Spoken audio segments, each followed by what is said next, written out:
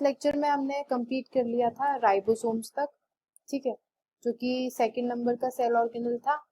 अब हम जिसके बारे में पढ़ने जा रहे हैं, जो कि थर्ड सेल ऑर्गेनल है, वो है आपका गोल्जी बॉडी, या फिर इसको हम गोल्जी कॉम्प्लेक्स भी बोल सकते हैं, ठीक है। ये आपका नेक्स्ट सेल ऑर्गेनल है। तो क्या होता है गोल्जी बॉडी या फिर गोल्जी कॉम्प्लेक्स को हम क्या बोल सकते हैं? Traffic controller. इसको एक नाम से और जाना जाता है, जो कि होता है आपका ट्रैफिक कंट्रोलर, ठीक है। गोल्जी बॉडी क्या करता है? It helps in construction of lysosomes and peroxisomes. किसको बनाने में हेल्प करता है? लाइसोसोम्स एंड पेरोक्सिसोम्स को बनाने में हेल्प करता है। कौन? गोल्जी बॉडी या फिर गोल्जी कॉम्प्लेक्स, ठीक है। ये था आपका थर्ड सेल ऑर्गेनल। अब जो फोर्थ सेल ऑर्गेनल आपका आता है वो होता है लाइसोसोम्स। लाइसोसोम्स को हम और क्या बोलते हैं? लाइसोसोम्स को हम सुसाइडल बैग भी बोलते हैं। क्यों बोलते हैं सुसाइडल बैग? क्यों? क्योंकि सेल के अंदर लाइसोसोम्स एक क्या होता है? पॉइजन एंजाइम, एक एंजाइम प्रोड्यूस करता है जो कि क्या होता है? पॉइजन होता है, ठीक है। और वो क्या करता है? जो हार्मफुल बैक्टीरिया होते हैं ना, उनको किल कर देता है। सेल के अंदर जो जितने भी हार्मफुल बैक्टीरिया होता है ना, वो उन बैक्टीरिया को किल कर देता है। कौन? एंजाइम, जो कि कौन प्रोड्यूस करता है? लाइसोसोम्स, ठीक है। अब क्या होता है कि मान लीजिए ये सेल है, ठीक है। अगर लाइसोसोम्स इस सेल के अंदर ही फट जाए, ब्लास्ट हो जाए, तो ये पूरे सेल में फैल जाएगा। तो और ये क्या कर देगा? अपने साथ साथ फटने के साथ साथ सेल को भी पूरा का पूरा नष्ट कर देगा या फिर डिस्ट्रॉय कर देगा। इसलिए हम इसको क्या बोलते हैं? इसलिए हम इसको सुसाइडल बैग बोलते हैं, ठीक है। ये आपका था लाइसोसोम्स। फिफ्थ सेल ऑर्गेनल जो आपका होता है वो होता है आपका माइटोकॉन्ड्रिया। माइटोकॉन्ड्रिया का दूसरा नाम भी होता है, जिसको हम बोलते हैं power house of the cell. क्या बोलते हैं? Power house of the cell, ठीक है। क्यों बोलते हैं इसको power house of the cell? क्यों? क्योंकि क्या होता है, जो फूड एनर्जी होती है, जो खाने से हमको एनर्जी मिलती है, उसको ये कन्वर्ट करता है यूजफुल एनर्जी में। फूड एनर्जी को किस में कन्वर्ट करता है? यूजफुल एनर्जी में कन्वर्ट करता है। और ये जो यूजफुल एनर्जी होती है वो स्टोर हो जाती है एटीपी के फॉर्म में, ठीक है। और एटीपी की फॉर्म में स्टोर होने के बाद ये कहाँ ट्रांसपोर्ट होती है? सारे ऑर्गन्स के अंदर। कहाँ ट्रांसपोर्ट होती है? सारे ऑर्गन्स के अंदर। तो इसलिए माइटोकॉन्ड्रिया को क्या बोला जाता है? Power house of the cell. जो नेक्स्ट है आपका सेल ऑर्गेनल, वो है प्लास्टिड। नेक्स्ट सेल ऑर्गेनल कौन सा होता है? प्लास्टिड। प्लास्टिड जो होती है, उनके बारे में एक इंपॉर्टेंट पॉइंट है जो याद रखना है। ये केवल हमें प्लांट सेल्स में मिलती हैं, only found in plant cells, ठीक है। एनिमल सेल में जो प्लास्टिड होती है वो एब्सेंट होती है, ठीक है। जो प्लास्टिड होती है वो दो टाइप की होती है। पहला आता है आपका ल्यूकोप्लास्ट और दूसरा होता है आपका क्रोमोप्लास्ट। दो टाइप की होती है प्लास्टिड, ल्यूकोप्लास्ट एंड क्रोमोप्लास्ट। तो सबसे पहले पढ़ेंगे हम ल्यूकोप्लास्ट के बारे में। ल्यूकोप्लास्ट कहाँ प्रेजेंट होती है? जैसे कि ये मान लीजिए सन का वो पार्ट है, ठीक है, सन है ये, ठीक है। ये आपका हुआ प्लांट, ठीक है। अब प्लांट के वो पार्ट में ल्यूकोप्लास्ट प्रेजेंट रहती है जो कि डायरेक्ट सनलाइट के कांटेक्ट में नहीं आता है, ठीक है। मतलब कि रूट्स, ठीक है। रूट्स में प्रेजेंट रहता है क्या? ल्यूकोप्लास्ट। ल्यूकोप्लास्ट सेल प्लांट में वहां प्रेजेंट रहता है जो कि सन के डायरेक्ट कांटेक्ट में नहीं आता है, ठीक है। क्या नहीं आता है डायरेक्ट कांटेक्ट में? रूट्स। रूट्स सन के डायरेक्ट कांटेक्ट में नहीं आता है, इसलिए इसमें ल्यूकोप्लास्ट प्रेजेंट होगा, ठीक है। जो ल्यूकोप्लास्ट होता है उसका एक और पॉइंट होता है, वो ये होता है कि ये कलरलेस प्लास्टिड होते हैं। इनमें कोई कलर पिगमेंट या फिर कोई कलर नहीं प्रेजेंट रहता है। ये क्या होते हैं? कलरलेस प्लास्टिड होते हैं। वही बात हम करते हैं क्रोमोप्लास्ट की। जो क्रोमोप्लास्ट होते हैं वो कलरफुल प्लास्टिड होते हैं। क्रोमोप्लास्ट कैसे होते हैं? कलरफुल प्लास्टिड होते हैं। इसमें ग्रीन, येलो, ब्लू और रेड, इनमें ये कलर्स के पिगमेंट्स प्रेजेंट होते हैं, ठीक है। जो जैसे कि मान लीजिए अब एग्जांपल है लीफ, लीफ में कौन सा क्रोमोप्लास्ट प्रेजेंट रहता है, लीफ में प्रेजेंट रहता है आपका क्लोरोप्लास्ट। ठीक है, ये नाम जरूर याद कर लेना क्योंकि ये सीधे उठ के आ सकते हैं कि लीफ में बताओ कौन सा क्रोमोप्लास्ट प्रेजेंट रहता है या फिर कौन सी प्लास्टिड प्रेजेंट रहती है। ठीक है, लीफ में होता है आपका क्लोरोप्लास्ट। और टोमेटो, टोमेटो में आपका कौन सा होता है, टोमेटो में आपका होता है लाइकोपीन।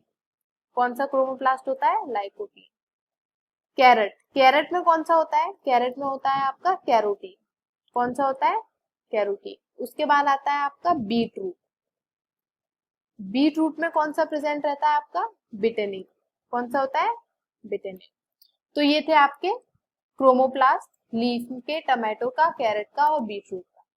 ठीक है, अब जो क्लोरोप्लास्ट की बात करते हैं, अब सेपरेटली देखते हैं क्लोरोप्लास्ट को। क्लोरोप्लास्ट, इसका दूसरा नाम क्या होता है, क्लोरोप्लास्ट को हम दूसरा नाम बोलते हैं किचन ऑफ सेल, मतलब कि सेल का रसोई घर। क्यों बोलते हैं, क्योंकि जो क्लोरोप्लास्ट होता है ना वो फोटोसिंथेसिस में हेल्प करता है। अब फोटोसिंथेसिस क्या होती है, फोटोसिंथेसिस वो प्रोसेस होती है जिससे कि प्लांट्स अपना फूड बनाते हैं। ठीक है, तो ये क्या करता है, फोटोसिंथेसिस में हेल्प करता है, इसलिए इसका जो दूसरा नाम होता है वो होता है किचन ऑफ सेल। ठीक है, इसके अलावा और भी दूसरे अब क्या होता है, सॉरी हम बात करेंगे अब क्लोरोप्लास्ट में कौन सा पिगमेंट प्रेजेंट रहता है। क्लोरोप्लास्ट में जो ग्रीन कलर होता है ना वो किसकी वजह से होता है, क्लोरोफिल की वजह से। किसकी वजह से होता है, क्लोरोफिल की वजह से। ठीक है, और इस क्लोरोफिल में क्या होता है, एक मेटल प्रेजेंट रहता है, जो कौन सा मेटल होता है, मैग्नीशियम। कौन सा मेटल होता है, मैग्नीशियम। इसके अलावा दो और तरीके के पिगमेंट्स होते हैं, एक होता है ज़ैंथोफिल्स और एक होता है आपका कैरोटीन। ज़ैंथोफिल का कलर कौन सा होता है, येलोइश कलर होता है। ठीक है, ये था आपका क्या, प्लास्टिक। अब जो नेक्स्ट सेल ऑर्गेनल पढ़ने हम जा रहे हैं वो है आपका सेंट्रोजोम्स। जो सेंट्रोजोम्स है ना उसके बारे में हमको एक ही इंपॉर्टेंट बात याद रखनी है, बस एक ही जो है इंपॉर्टेंट इसके बारे में पूछी जाती है, वो है that it is only present in animal cell. Present only in animal cell, केवल और केवल एनिमल सेल में प्रेजेंट रहता है, प्लांट सेल में ये एब्सेंट रहता है। ठीक है, ये था आपका प्रोटोप्लाज्म पूरा, जिसमें हमने सेल ऑर्गेनल्स के बारे में पढ़ा। ठीक है, अब जो थर्ड सेल स्ट्रक्चर आता है, हमने कितने सेल स्ट्रक्चर पढ़े, हमने पढ़ा पहले सेल मेम्ब्रेन के बारे में। ठीक है, दूसरा हमने पढ़ा था प्रोटोप्लाज्म जो कि अभी हम कंप्लीट कर चुके हैं। तीसरा जो सेल स्ट्रक्चर है वो आता है आपका न्यूक्लियस। ठीक है, तो हम अब पढ़ेंगे न्यूक्लियस के बारे में। अब न्यूक्लियस कहाँ प्रेजेंट रहता है, सेल के सेंटर में प्रेजेंट रहता है। स्ट्रक्चर में आप लोगों ने देखा ही था, जो अभी स्ट्रक्चर हमने पहले बनाया था। ठीक है, न्यूक्लियस को डिस्कवर किसने किया था, डिस्कवर्ड बाय रॉबर्ट ब्राउन। और सेल को किसने डिस्कवर किया था, रॉबर्ट हुक। न्यूक्लियस को किसने डिस्कवर किया, रॉबर्ट ब्राउन। ठीक है, अब न्यूक्लियस के बाद हम बात करते हैं न्यूक्लियर मेम्ब्रेन। न्यूक्लियस के अंदर हम बात करते हैं किसकी, न्यूक्लियर मेम्ब्रेन की। जो न्यूक्लियर मेम्ब्रेन होती है सेल के अंदर जो प्रेजेंट रहती है, न्यूक्लियस की आउटर लेयर, वो किसकी बनी रहती है, वो बनी रहती है आपकी प्रोटीन्स की, फॉस्फोरस की एंड न्यूक्लिक एसिड की। किस किस की बनी रहती है, प्रोटीन की, फॉस्फोरस की एंड न्यूक्लिक एसिड की। ठीक है, अब क्या होता है, अब बात करते हैं हम न्यूक्लियोप्लाज्म की।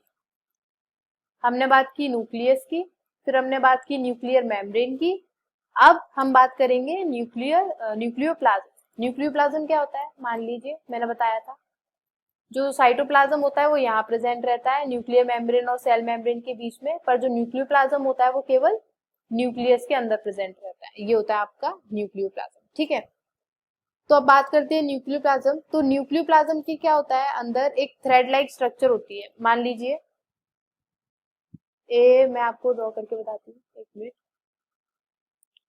न्यूक्लियोप्लाज्म के अंदर थ्रेड लाइक स्ट्रक्चर है ना, मान लीजिए ये आपका है न्यूक्लियोप्लाज्म। ठीक है, और इसके अंदर ये प्रेजेंट रहती है थ्रेड लाइक स्ट्रक्चर। ठीक है, तो ये जो थ्रेड लाइक स्ट्रक्चर जो कि न्यूक्लियोप्लाज्म के अंदर प्रेजेंट रहती है, इनके नेटवर्क को हम बोलते हैं क्रोमेटिन नेटवर्क। क्या बोलते हैं? Chromatin network. और जो ये जो मिलके बना होता है वो होता है क्रोमेटिन नेटवर्क, और जो स्ट्रक्चर से मिलके बना होता है उस स्ट्रक्चर को क्या बोलते हैं हम? क्रोमेटिन। उस थ्रेड लाइक स्ट्रक्चर को क्या बोलते हैं? क्रोमेटिन बोलते हैं। क्रोमेटिन में मेनली क्या क्या प्रेजेंट रहता है? क्रोमेटिन में आपका प्रेजेंट रहता है histone plus DNA plus RNA. ठीक है, डीएनए क्या होता है? डीऑक्सी न्यूक्लिक एसिड, ठीक है ना, डीऑक्सी राइबो न्यूक्लिक एसिड, और आरएनए होता है राइबो न्यूक्लिक एसिड। ये था आपका सेल पार्ट। अब हम वापस से एक बार रिकॉल कर लेते हैं सेल के अंदर हमने क्या क्या पढ़ा। तो हमने पढ़ा कि हमने स्टार्ट किया गोल्जी बॉडी या फिर गोल्जी कॉम्प्लेक्स से, जिसको हम ट्रैफिक कंट्रोलर भी बोलते हैं, और जो कि क्या काम करती है? जो करती है लाइसोसोम्स और पेरोक्सिसोम को बनाने का काम करती है। ठीक है, नेक्स्ट सेल ऑर्गेनेल हमने पढ़ा लाइसोसोम्स, जिसको हम सुसाइडल बैग बोलते हैं। क्यों बोलते हैं? क्योंकि एक ऐसा एंजाइम बनाता है जो कि पॉइजन होता है और जो कि हार्मफुल बैक्टीरिया को मारता है। ठीक है, और अगर ये सेल में ब्लास्ट हो जाए तो ये सेल को भी डिस्ट्रॉय कर सकता है, इसलिए हम उसको बोलते हैं सुसाइडल बैग। ठीक है, अब आता है आपका माइटोकॉन्ड्रिया। माइटोकॉन्ड्रिया को क्या बोलते हैं हम? Power house of the cell भी बोलते हैं। क्यों बोलते हैं? क्योंकि जो फूड से मिलने वाली एनर्जी होती है उसको ये एक यूजफुल एनर्जी में कन्वर्ट करता है। ठीक है, और जो कि एटीपी के फॉर्म में स्टोर हो जाती है और बाकी ऑर्गन्स तक पहुंचती है, इसलिए हम उसको बोलते हैं power house of the cell. जो नेक्स्ट टाइप का सेल ऑर्गेनल था वो हमने पढ़ा था प्लास्टिड। प्लास्टिड केवल और केवल प्लांट सेल में मिलती है। ये दो टाइप की होती है, ल्यूकोप्लास्ट एंड क्रोमोप्लास्ट। ल्यूकोप्लास्ट जो होती है वो प्लांट के उस पार्ट में प्रेजेंट रहती है जो कि सन के डायरेक्ट कांटेक्ट में नहीं होता है। ल्यूकोप्लास्ट जैसे कि रूट्स। ठीक है, ल्यूकोप्लास्ट कलरलेस प्लास्टिड होती है। फिर बात करते हैं हम क्रोमोप्लास्ट की। क्रोमोप्लास्ट क्या होता है? ये कलरफुल प्लास्टिड होती है। इसमें क्या होता है? कलरफुल प्लास्टिड प्रेजेंट रहती है, जैसे कि लीफ में क्लोरोप्लास्ट प्रेजेंट रहता है, टोमेटो में लाइकोपीन, कैरेट में कैरोटीन, बीटरूट में बिटिनिन। ठीक है, फिर उसके बाद हमने बात किसकी की? उसके बाद हमने बात की क्लोरोप्लास्ट की। क्लोरोप्लास्ट को हम क्या बोलते हैं? किचन ऑफ द सेल भी बोलते हैं। क्यों? क्योंकि ये फोटोसिंथेसिस की प्रोसेस में हेल्प करता है। क्लोरोप्लास्ट में एक ग्रीन कलर का पिगमेंट प्रेजेंट रहता है जिसको हम बोलते हैं क्लोरोफिल। क्लोरोफिल के अंदर एक मेटल प्रेजेंट रहता है जिसको हम बोलते हैं मैग्नीशियम। ठीक है, क्लोरोफिल के अलावा दो और पिगमेंट्स होते हैं जैसे जो कि होते हैं ज़ैंथोफिल्स एंड कैरोटीन। ठीक है, उसके बाद जो लास्ट सेल ऑर्गेनल जिसके बारे में हमने पढ़ा वो था सेंट्रोसोम्स। ठीक है, सेंट्रोसोम्स में हमें एक ही बात याद रखनी है, it is present only in animal cell. ठीक है, उसके बाद हमने पढ़ा न्यूक्लियस के बारे में। Nucleus was discovered by Robert brown. ठीक है, अब फिर उसके बाद में हमने बात की न्यूक्लियर मेम्ब्रेन के बारे में। न्यूक्लियर मेम्ब्रेन जो होती है, जो कि न्यूक्लियस की आउटर मोस्ट कवरिंग होती है, ठीक है, वो प्रोटीन की बनी रहती है, फास्फोरस की बनी रहती है और न्यूक्लिक एसिड की। किस किस की? Protein, phosphorus and nucleic acid. उसके बाद हमने पढ़ा न्यूक्लियोप्लाज्म के बारे में। न्यूक्लियोप्लाज्म में क्या होता है? थ्रेड लाइक स्ट्रक्चर्स प्रेजेंट रहते हैं। उन थ्रेड लाइक स्ट्रक्चर्स के नेटवर्क को हम बोलते हैं क्रोमेटिन नेटवर्क, और जो थ्रेड लाइक स्ट्रक्चर होती है उसको हम बोलते हैं क्रोमेटिन। क्रोमेटिन के अंदर क्या क्या होता है? हिस्टोन होता है, डीएनए होता है और आरएनए।